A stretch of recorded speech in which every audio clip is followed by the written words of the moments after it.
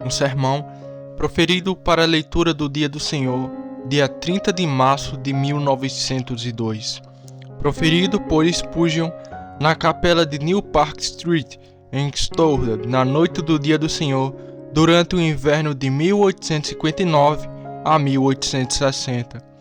Leva a trombeta à tua boca. Ele virá como a águia contra a casa do Senhor, porque transgrediram a minha aliança e transgrediram a minha lei. Israel, clama a mim, meu Deus, nós te conhecemos. Oséias capítulo 8, verso 1 e 2.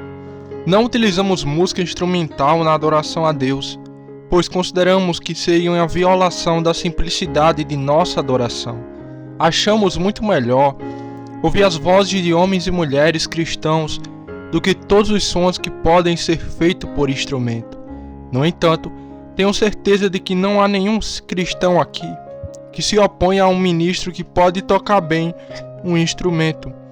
E de fato, um ministro não serve para nada se não souber como, espiritualmente, produzir música instrumental. Um verdadeiro ministro de Cristo deve saber como tocar o chifre de carneiro.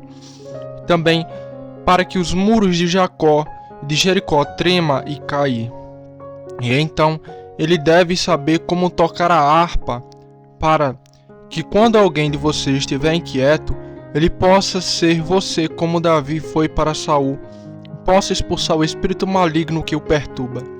Ele também deve ser capaz de tocar o tamborim e conduzi-lo às vezes na sagrada canção de alegria e ação de graças.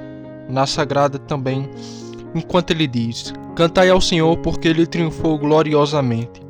Seus sermões devem frequentemente parecer a você cumprir aquela exortação de Davi: louvai ao Senhor, louvai-o com símbolos sonoros, louvai-o com símbolos sonoros. O ministro do Evangelho deve entender também como tocar a trombeta de prata, proclamar que o ano do jubileu chegou, que os devedores resgatados podem receber novamente sua herança perdida. E há um instrumento no qual ele deve ser bem habilidoso e que deve usar com frequência, a saber, a trombeta. Não quero dizer a trombeta de prata, mas a trombeta de guerra, aquele instrumento de som claro e estridente que dá o som certo, pela qual os homens se preparam para a batalha. Eu tenho que usar aquela trombeta esta noite, e ao explicar meu texto, falarei de várias coisas que são sugeridas aqui. Primeiro, há uma ordem para o ministro do Evangelho: leve a trombeta à sua boca.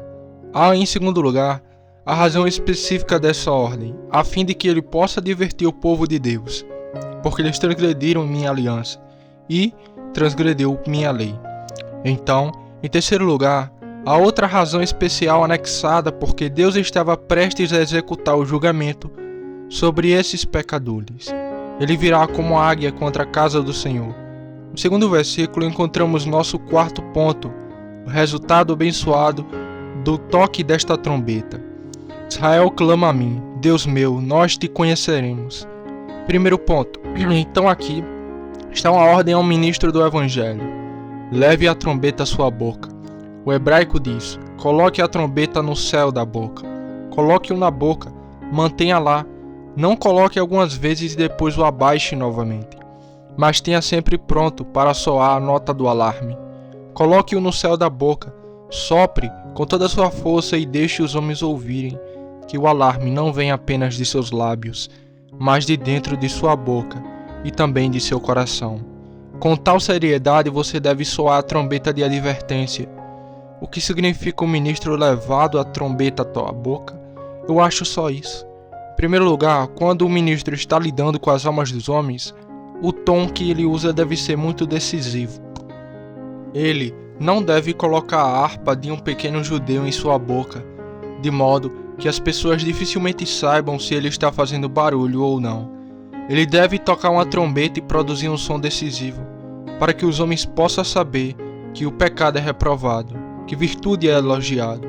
Eles nunca deveriam ter que se perguntar: o que o ministro quer dizer? Ele realmente pretende condenar o pecado ou ele o atenua? A declaração deve ser decisiva, como é o som da trombeta de guerra. Quando os homens ouvem aquela trombeta soar no Oriente, eles não se perguntam: isso significa dançar? É esse o som dos que se divertem? Mas eles dizem imediatamente: isso significa guerra. Temos certeza de que sim. Vamos nos preparar para a batalha. Assim deve ser com a mensagem do servo de Deus. Ele não tem que dizer se isso ou se aquilo, mas colocar a trombeta da advertência do Evangelho no topo de seu mês e emitir uma nota que ninguém possa confundir, pois o texto significa não apenas um som decisivo, mas um som claro. De todos os sons, talvez o da trombeta seja o mais claro. Assim deveria ser como a mensagem do servo de Cristo. Não deve ser indistinta, cheia de palavras duras, que não possam ser compreendidas. Não deve ser uma peça musical cuja melodia seja tão difícil que nenhum homem possa segui-la ou mesmo saber o que ela significa. Mas deve ser uma, duas, três notas de despertai. Despertem vocês que dormem. O que você quer dizer? Ou esta nota ainda mais solene: despertai mortos e vinde a julgamento. Prepare-se para encontrar o seu Deus. Deve haver algo tão claro que no momento em que a declaração do ministro for ouvida, aqueles que estiveram dispostos a entendê-la não tenham dificuldade em saber seu significado. Novamente, ao levar a trombeta à boca, o ministro não deve apenas dar um testemunho claro e decisivo em todas as suas ministrações, mas também deve ser um testemunho alto e surpreendente. Você conhece alguns pregadores que fazem suas congregações dormirem, não apenas por causa de seu estilo monótono de discurso, mas porque seu assunto em si é sonolento. As pessoas parecem dizer: bem, se é só isso que o homem tem para falar, é melhor estarmos dormindo do que acordados. Às vezes, eles pregam as doutrinas que ensinam os homens a ficarem quietos e não fazerem nada. E então dizem: bem, vamos ficar quietos e não fazer nada. Apenas vamos dormir no caminho e nos divertir. Há muitos pregadores monótonos que Satanás emprega para balançar o berço das almas imortais, enquanto ele espera até que chegue a hora de levá-los embora. Você toca, diz Satanás ao ministro, e eu dançarei para eles, e nós dois o levaremos para o inferno. Haverá uma quantidade assustadora de sangue nas saias de um homem cujo ministério não surpreendeu ninguém. Quando uma trombeta é tocada em uma cidade sitiada, há muitas pessoas com o nervo fraco que ficam bastante assustadas, e muitas crianças também, e muitas almas tímidas que ficam muito alarmadas, e alguém pode chegar ao trompetista e dizer: por que soar o teu clarim? Mulheres fracas são feitas para tremer. Sim, diz ele, mas é melhor fazer as mentes fracas tremerem do que perecer os corajosos. Frequentemente, o momento surpreendente chega ao ministro. Ele não deve se contentar em manter assunto comum e lidar com eles de maneira comum. Ele deve sair com assim diz o Senhor, e como o novo Elias, deve falar com o fogo do céu pendurado em seus lábios e os trovões de Deus rolando em sua testa. Ele nunca cumprirá totalmente seu cargo se estiver sempre tocando harpa, com suas notas suaves e doces. Ele deve abaixar a trombeta de guerra e soar um alarme, para que todos os homens sejam avisados. Acho que posso acrescentar que quando o ministro de Cristo toca esta trombeta corretamente, é algo que certamente será ouvido mais longe do que ele próprio é visto. Os homens nem sempre veem um trompetista quando ouvem o som de sua trombeta. E deixe o ministro de Cristo proclamar destemidamente a palavra de seu mestre. Sua linhagem se espalhará por toda a terra. Seja ele honesto e fiel, e não precisa temer que lhe falte ouvintes. Esse som de trombeta pode ser ouvido em toda a Inglaterra. Através do canal será ouvido no continente.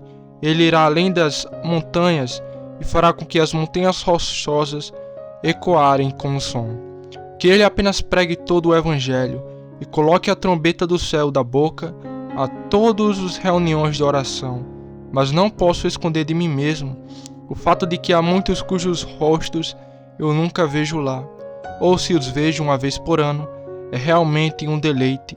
Não tenho dúvidas de que seus negócios são tão urgentes que eles não podem comparecer constantemente, mas sei que há outros que comparecem regularmente, que têm negócios que me parecem igualmente urgentes, e acho que esses ausentes podem vir às vezes de qualquer maneira. Agora, se começarmos por alguns de nós, negligenciando as reuniões de oração, se nossa negligência aumentar, estaremos no caminho certo para a perda do favor de Deus e para a prevenção de toda prosperidade futura. Além disso, não posso também dizer que há alguns que temo na igreja que perderam seu primeiro amor? É notável para mim que haja tão poucos nesta igreja que se tornaram enganadores. Tristes são as reuniões em que temos que excomungar aqui e ali, mas de um número tão vasto temos grandes motivos para agradecer a Deus por serem comparativamente tão poucos. Mas não pode haver muitos entre nós que, se não podem ser submetidos à disciplina da igreja, ainda assim são pobres no âmago? Não temos alguns que são como árvores, belos por fora, mas interiormente seus corações são adequados para servir de isca para o diabo? Não temos muito entre nós que vivem secretamente em pecado, cuja prática no comércio não suportaria uma investigação rigorosa, mas que, no entanto, não podem ser presos, porque não há vício grosseiro, pecado aberto, público e flagrante? E irmãos, se essas coisas aumentarem, se essa lepra irromper nas vestes, ela se espalhará, e Deus virá para abominar sua própria herança, e dirá desta igreja: eu me retirarei, não ficarei mais aqui. Encontrarei um povo que será mais fiel à minha palavra, que viverá mais fiel às minhas promessas e aos votos que fez. Colocarei a trombeta em minha boca esta noite, em nome de cada membro da igreja, e também em meu nome. Irmãos e irmãs, o tempo passado deveria nos bastar para fazer a vontade dos gentios. Busquemos a graça, para que possamos ser purificados de todas as nossas conversas anteriores nos dias de nossa carne, para que possamos sair do mundo, para que possamos estar cada vez mais separados dele, para que haja uma distinção maior entre nós e os filhos ímpios dos homens, para que possamos provar ser o que professamos ser, israelitas de fato, em que não há dolo. Igreja cristã, se você cair de sua integridade, logo cairá de sua prosperidade. Suspenda a oração e você suspenderá o sucesso. Derrube nossas cercas, deixe os hipócritas entrarem, ou deixe-os entrar furtivamente, e o javali selvagem da floresta logo destruirá esta igreja. E onde estão os belos aglomerados agora? Onde está agora as uvas de Escol? E onde estão os lagares jorrando vinho novo? A fome devastou a terra, a morte negra cobriu todas as vinhas, e as vinhas lamentam e são queimadas pelo fogo. Se Deus nos abandonar, certamente Ele o fará se nos afastar dele como a igreja. Então este deve ser o resultado lamentável. A lamentação que levantarei deve ser a lamentação desta igreja, a menos que Deus nos mantenha fiéis a Ele em oração, diligência e santidade. Deus não rejeita seu povo para sempre, mas frequentemente rejeita uma igreja separada de seu grau de utilidade. Que nunca seja assim conosco. Tenho colocado a trombeta em minha boca para os membros da igreja. Eu sopro outra vez para cada um de vocês. Irmãos e irmãs em Cristo, nos dias de Jesus, foi encontrado um Judas no meio de seus 12 apóstolos. Eu escolhi vocês 12, e dentre vocês um é o demônio. Não há razão para temer que entre as muitas centenas nesta igreja haja alguns que são como Judas? Traidor, se você ainda está nas fileiras, trema ao ouvir sua condenação. Seu enganador, está chegando o dia em que o julgamento deve começar na casa de Deus. Embora o joio esteja misturado com o trigo, o vento impetuoso e poderoso está subindo agora. Eu ouço à distância, e logo ele virá e atravessará esta igreja, e então, onde você estará? Onde você estará quando Cristo tomar sua pá em suas mãos e purificar completamente sua ira? Não pensem, meus queridos amigos, membros da igreja, que serão salvos se estiverem fora de Cristo, porque são membros da igreja. Lembre-se do que aconteceu com Joabe. Ele correu direto para o tabernáculo e agarrou as pontas do altar. Salomão disse a Benaia: traga-o para fora. E Benaia disse: sai daí. E ele disse: não, mas morrerei aqui. E Benaia contou a Salomão o que ele disse. Mas o rei poupou eu Joabe, porque ele tinha as mãos nas pontas do altar? Não, ele disse: vai e mate-o ali. E Benaia enfiou sua espada através dele mesmo enquanto ele tinha a mão sobre o próprio altar de Deus. Assim será com você. Você pode colocar seus lábios no cálice da comunhão. Você pode vir e sentar-se ao redor desta mesa. Você pode ser um diácono. Você pode até mesmo entrar neste púlpito como um pregador. Mas a menos que seu coração esteja em paz com Deus, com sua mão sobre os chifres do altar de Deus, você deve ser condenado totalmente. Do púlpito você deve ir para a cova. Você deve descer da mesa para comungar nas festas dos demônios. Ir da Assembleia Geral e Igreja dos Primogênitos para a Assembleia Geral e Congregação dos Perdidos no Inferno. Não posso tocar minha trombeta mais alto do que isso para cada um de vocês. Ouçam, ouçam, ouçam, membros da igreja. Ouça-o e considere agora, e procure e experimente a si mesmo, e veja se você está em Cristo ou não. Ainda mais um toque de minha trombeta, e isso é para aqueles que não são membros da igreja, mas que constantemente assistem ao ministro do Evangelho. Ouvintes ímpios, está chegando o dia em que você não terá ninguém para avisá-lo, quando você não terá ninguém para convidá-lo a vir a Cristo. Os sábados não durarão para sempre. A eternidade se aproxima e traz em suas mãos o selo que deve selar sua condenação. Lembro-me de um sermão de William Davidson sobre a morte, cujas 3 cabeças eram: primeiro, a morte estar nos seguindo; em segundo lugar, ele certamente nos pegará; em terceiro, não sabemos quando. Essa terceira cabeça é muito solene. Não sabemos quando. Se for esta noite, ouça o toque de minha trombeta. Considere seus caminhos. Prepare-se para encontrar seu Deus. Fique admirado e não peque. Comunique-se com seu próprio coração em sua cama. Fique quieto. Beije o filho para que não se irrite e pereçam no caminho, quando a sua coleira se acender um pouco. Pecador, enquanto a lâmpada está acesa, volte-se para Cristo e viva. Caso contrário, saiba que quando a lâmpada for apagada, a misericórdia de Deus também será apagada para você. E você será lançado nas trevas exteriores, onde ali soará choro e pranto e ranger de dentes. Lembre-se daquela mensagem antiga. Ele ouviu o som da trombeta e não se deu por avisado. Seu sangue cairá sobre sua própria cabeça. Se tudo que for dito foi inútil para você, então aquele que tocou a trombeta será limpo, mas sobre sua própria cabeça estará a sua condenação para todo sempre. Tenho que lamentar porque não posso tocar esta trombeta como deveria. Oh, se tivesse uma voz poderosa o suficiente para encontrar seu caminho para os pobres, mortos, corações de pedra dos pecadores mortos em ofensas e pecado. Seria um trabalho fácil pregar se pregássemos apenas para os vivos em Sião, mas ter que falar com pedras duras que não se quebrarão, falar com imbecis que não derreterão, essa é uma obra que requer grande fé e muitas vezes deprime nosso espírito. No entanto, devemos voltar a isso novamente, pois o pensamento da eternidade surge sobre nós. Vemos pecadores mergulhando no inferno em uma corrente terrível.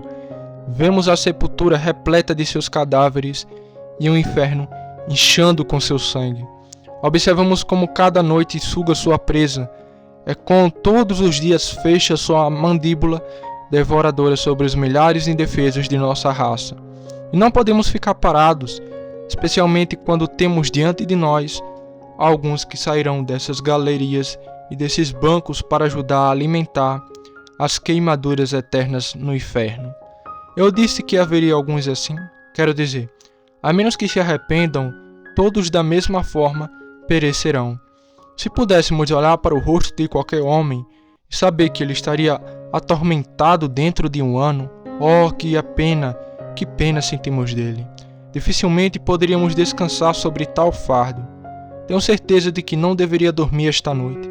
Deveria me revirar na cama, clamando a Deus por misericórdia para com aquele pobre homem. E não parecia um momento antes de ir até ele dizer o caminho da salvação. Mas não há apenas um, mas dezenas, talvez milhares neste local de adoração, que não têm esperança. Eles são homens sem oração, aqueles cujos joelhos nunca se dobram em oração diante de seu Criador, duros, homens de coração, que nunca tremeram sobre a convicção de pecado, e que nunca buscaram e nunca encontraram a Cristo como seu Salvador. Pobres amigos, podemos chorar por vocês e suspirar por vocês, e ainda mais porque vocês não vão chorar e não vão suspirar por si mesmos. Estar na estrada para o inferno e ainda estar brincando com as coisas eternas, estar à beira da perdição e ainda zombar da religião, estar perto das chamas eternas e ainda estar quebrando o dia de sábado, pisar o sangue de Cristo sobre seus pés. Isso é um trabalho de louco. Bedion não disse isso dentro de suas paredes. O homem mais insano, o miserável mais louco e algemado do que o homem que sabe que a ira de Deus permanece sobre ele e ainda se diverte e dança ao som de seu próprio sino fúnebre, que vai saltando para a árvore da força e cantando uma canção. Inclina o pescoço para o bloco da morte e o chamado reluzente. Espírito de Deus, é teu acordar os mortos e teu mudar o coração. Faça isso, rogamos a ti, pois todos os toques de nossa trombeta não podem fazê-lo, a menos que tu assuma o trabalho em mãos. Terceiro ponto. Tendo passado por duas partes do texto, a ordem para o ministro e a razão encontrada entre seu povo, em seguida, pedirei sua atenção para o terceiro ponto. A razão por que Oséias deveria naquele momento acionar a trombeta especialmente para sua boca, a saber, que o julgamento estava iminente sobre o povo de Israel. Ele virá com uma águia contra a casa do Senhor.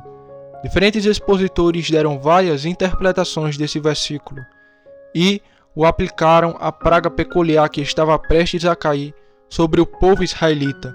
Alguns dizem que era uma coisa e outros dizem outra. Não me interessa nessas diversas interpretações. Basta-me acreditar que há uma visitação ameaçadora contra a Igreja de Deus. O que isso diz? Olhe para o texto novamente. Ele virá como águia contra a casa do Senhor, mas o Senhor permitirá que alguma coisa venha contra a sua própria casa? Não pode ser assim corretamente. Mas é assim. O nome enfático de Deus, Jeová, é usado, pois, para que você veja que a palavra do Senhor está em letras maiúsculas. Ele virá como águia contra a casa de Jeová. Se o pecado entrar na casa de Deus, ele não poupará o pecado em sua casa mais do que na casa do diabo. Deus odeia o pecado em todos os lugares, e se o pecado entrar em sua própria igreja, ele o expulsará. Não adianta nada esses traidor e esconder na casa dos filhos de Deus. O Senhor os arrastará para execução. Mesmo que ele se infiltre em nosso quarto, não haverá como poupá-lo. Ele pode se esconder sobre a mobília de camelo, mas cada Raquel que se levantará, e Deus revelará nossas imagens de bronze e as lançará para longe de nós. Parece então que uma visitação é ameaçada contra a Igreja de Deus, contra a própria casa de Deus. Observe a forma desta visita. Ele virá como uma águia. Agora, uma águia vem de duas maneiras. Primeiro, vem de repente, equilibrado no ar, tão alto que não se pode vê-lo. Mantém as asas batendo como costumam fazer as aves de rapina, e com seus olhos aguçados, tão poderosos que naquela altura tremenda lhe pode ver a menor peixe na água. Ele marca sua presa e de repente desce, como se tivesse caído do céu, como uma pedra se meteorou, como um relâmpago. Está lá em cima, onde não podemos vê-lo. De repente, ele desce e carrega sua presa. Agora, muitas vezes Deus visita sua igreja. Ele vem de repente, como uma águia, e castiga seus filhos. Além disso, aqui está uma alusão ao forte voo da águia. Quando a águia, uma vez abre as suas asas para voar, quem pode deter suas asas? Ele resiste ao vento, ele esbofeteia a tempestade, ele atravessa como um navio navega pelas ondas, ou um peixe nada pelo mar. Assim como uma flecha disparada pelo arco, ele atira para o ponto de parada desejado. Assim serão os julgamentos de Deus para a sua igreja. Eles virão sobre sua igreja irresistivelmente, e não haverá escapatória, não haverá libertação. A águia virá com tal força que ninguém deterá seu poder. Quão verdadeiro isso tem sido da Igreja de Cristo em muitas épocas. Como eu disse antes, Deus nunca deixou o seu povo escolhido, mas muitas vezes, deixou igrejas separadas, quando essas igrejas se misturaram com o mundo. Olhe para as 7 igrejas da Ásia. Seria uma jornada interessante e instrutiva para qualquer um de nós fazer, ir a Sardes e a Pergamo, e a Tiatira, e ao outro lugar, onde antes havia as igrejas às quais João, o Divino, escreveu uma parte do livro de Apocalipse. Veríamos que alguns deles não têm habilidades, apenas o garçom e a coruja, e as ruínas de uma antiga grandeza. Em outros, algumas cabanas, árabes pastando em seus rebanhos, com talvez não havia uma dúzia de cristãos, para ser encontrado dentro de um circuito de uma dúzia de milhas. Deus tirou o castiçal de seu lugar e apagou a luz nas trevas. Assim é com a igreja de Roma, que prosperidade havia lá uma vez. Paulo tinha sem dúvida um grande número que costumava se reunir em seu quarto, alugado para ouvi-lo. E se Pedro fosse a Roma e ele pôde ter feito isso, sem dúvida, teria reunido um bom bando ao seu redor. Temos boas evidências de que havia um grande número de cristãos lá, pois nas catatumbas de Roma, ao longo dos corredores com muitos quilômetros de extensão, há inscrições para memórias dos cristãos. Você olha para um e para outro e vê o nome, um homem com a âncora para mostrar sua esperança, o outro com uma pomba, e na maioria deles estão estas palavras: ele descansa em paz, ou ela descansa em paz. E a milhares deles a igreja nas catatumbas deve ter contado com muitos membros, e lá eles floresceram, lá embaixo na escuridão da terra, adorando a Deus à luz de velas, quando o sol brilhava sobre eles, e seus raios mais brilhantes nunca poderiam alcançá-lo naquelas cavernas sombrias. Essa igreja parece ter sido muito eminente. As inscrições carregam as provas das formas mais elevadas e espirituais de piedade, e agora a mãe das prostitutas senta-se em suas 7 colinas, e o antigo castiçal foi retirado de seu lugar. Mais uma vez, para lhe dar outra imagem que talvez o impressione ainda mais fortemente, olhe para a Alemanha. Nos dias de Lutero era a fortaleza do Evangelho. Você sabe como Lutero costumava pregar a palavra, e quantas multidões se reuniam para ouvir aquele poderoso trovão, enquanto em linguagem simples ele proclamava a verdade e desafiava o Papa e o diabo também. As coisas estão melhorando agora. Espero, mas poderia ter sido dito alguns anos atrás. Como caíram os poderosos. As igrejas luteranas tornaram-se quase todas unitárias ou racionalistas. Abandonaram as fontes de águas vivas. Esqueceram-se do Senhor, que as resgatou, e se desviavam para a heresia condenável. Por que não deveria ser assim aqui? A menos que o Senhor preserve continuamente para nós um remanescente, devemos nos tornar como Sodoma e semelhantes a Gomorra. Essa descida pode vir em um instante. A águia pode estar observando no ar agora mesmo. Seu mergulho pode ser sem qualquer aviso.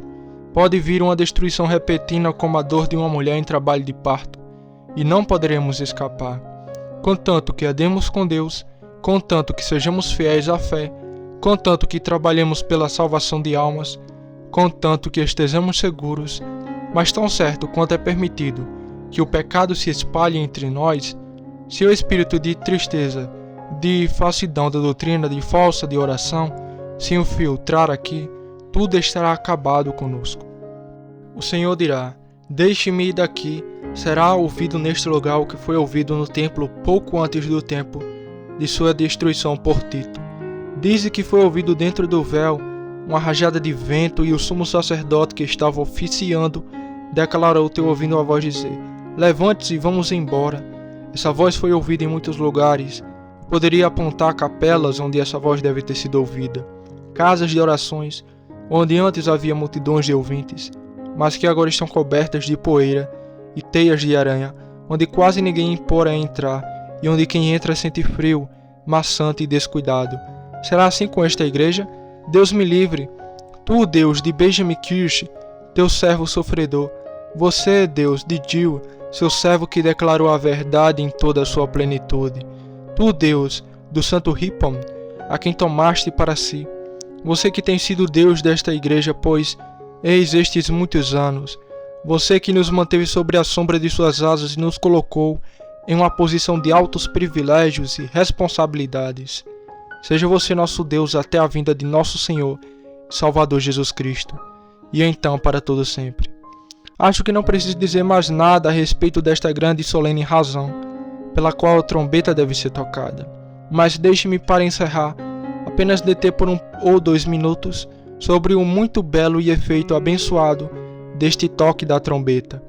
Israel clama a mim, meu Deus, nós te conhecemos. No hebraico essa expressão é realmente notável, pois é assim que se fala no hebraico. Eles clamarão a mim, meu Deus, nós te conhecemos, Israel. Não sei se nós e se você percebeu o significado desta expressão. Talvez seja difícil para mim dizê-la para que você perceba a essência total dela. Eles dizem, meu Deus, nós te conhecemos. Então, como se Deus não soubesse quem eles eram, eles dizem, Israel, meu Deus, nós te conhecemos, Israel. Eles mencionam seu nome e o defendem diante dele. Ou então pode ser, como diz outros excelentes tradutores, que eles pensaram que talvez o Senhor não se lembrasse deles, mas ele se lembraria do Senhor e do homem com quem havia feito uma aliança, a saber, Jacó, que significa Israel. Pois ele diz em hebraico, meu Deus, nós te conhecemos, Israel. Lembre-se de Israel, pense naquele que lutou com você e se tornou um príncipe prevalecente. Esperamos contentes, no entanto, em aceitar a passagem como está. Israel clama a ti, meu Deus, nós te conhecemos. Vocês podem proferir este clamor com sinceridade, irmãos e irmãs? Neste caso, um toque de trombeta terá um efeito abençoado se você puder dizer, Senhor, nós te conhecemos. O que você sabe sobre ele? Há um ponto em seu caráter que eu quero que você lembre especialmente. Se você conhece a Deus corretamente, saberá que ele é um Deus ciumento. Esta é uma das primeiras coisas que ele disse quando falou ao seu povo no deserto. Eu, o Senhor, vosso Deus, sou Deus zeloso. Não sei se entendemos completamente o significado da palavra ciumento. Você sabe o que significa na vida comum, como se alguém que tem direito ao amor, se essa pessoa suspeita que o coração do outro foi entregue a ciúme. Pois bem, há outro significado, há um ciúme no coração de Deus, de seu povo, dá a outros o amor que lhe é devido. Sabe quando a gente sente mais ciúmes? É um objeto de absoluta indiferença para mim, que certas pessoas podem amar, porque eu não tenho afeição por elas. Mas, se houver alguém que em todo o meu coração está colocado, se o coração desta pessoa fosse dado a outra pessoa, eu sentiria ciúmes. Agora Deus não tem ciúme dos pecadores. Ele tem ciúme dos santos, de seu povo, especialmente das pessoas que ele mais ama. Lembro-me de que um velho teólogo disse, é uma coisa terrível ser um dos favoritos de Deus. Pensei nisso muitas vezes e estremeci com o pensamento, pois, diz ele, Deus não lida com todos seus filhos precisamente com a mesma regra. Há alguns de seu povo a quem ele torna mais seus favoritos do que outros. Ele os tira e o torna seu servo eminente, os coloca na primeira fila de batalha e os torna muito úteis. Ele é mais ciumento deles do que ele é de qualquer outro. Ele tem ciúme de todos seus filhos, mas especialmente daqueles a quem ele concedeu a maior parte de seus favores. Você se lembra da história do pobre rei da Inglaterra? Quando ouviu, e quando houve também uma rebelião contra ele, ele a reprimiu. Ele prometeu que daria perdão a todos os envolvidos nela. Ele trouxe a ele a lista que continha os nomes daqueles a quem ele deveria perdoar. Ele leu o nome de seu filho Ricardo e chorou. Ricardo é um rebelde? Ele leu o nome de seu filho Henry e chorou novamente. Ele é um rebelde? Mas ele tem um filho favorito, seu filho John, e viu no meio do papel o nome de seu filho John como alguém a quem ele deveria perdoar. Ele o perdoou. e isso partiu seu coração, e ele morreu. Quanto mais favor houver, mais ciúme haverá. Agora, como igreja, podemos verdadeiramente dizer, não com orgulho, mas com gratidão, que Deus tem sido muito misericordioso conosco. Ele nos distinguiu por sua graça, Ele fez nossa vela brilhar instantemente, Ele ouviu nossas orações, mas Ele terá muito ciúme de nós se começarmos a atribuir a nós mesmos a nossa obra, se tornarmos qualquer honra para nós mesmos e deixarmos de orar a Ele. Se nosso zelo diminuir, se tornarmos negligentes em nossas vidas, se caracteres imortais forem tolerados entre nós, Deus ficará muito zangado conosco, e devemos esperar que, embora Ele não rejeite seu próprio povo, ainda assim, como a igreja, Ele tirará nossa beleza e fará com que ela desapareça como a mariposa, e o ouro fino se tornará opaco, e a glória se afastará desta porção de seu Israel. Agora, qual é a lição de tudo isso? É exatamente isso, irmãos, que gostaria de estimulá-lo a continuar em oração. Para alguns de vocês, talvez a exortação não seja necessária, mas para outros tenho certeza de que é. Graças a Deus, temos muitos na igreja que sabem como lutar com Deus, mas queremos muitos destes. Não queremos apenas ter alguns poucos, como os homens de Gideão que lapidaram, mas queremos ter todos vocês entre os lápides, ter todos vocês lutando com Deus, todos diligentes em seu serviço e buscando entender e estender seu reino. Sejamos deste dia em diante mais orantes do que nunca.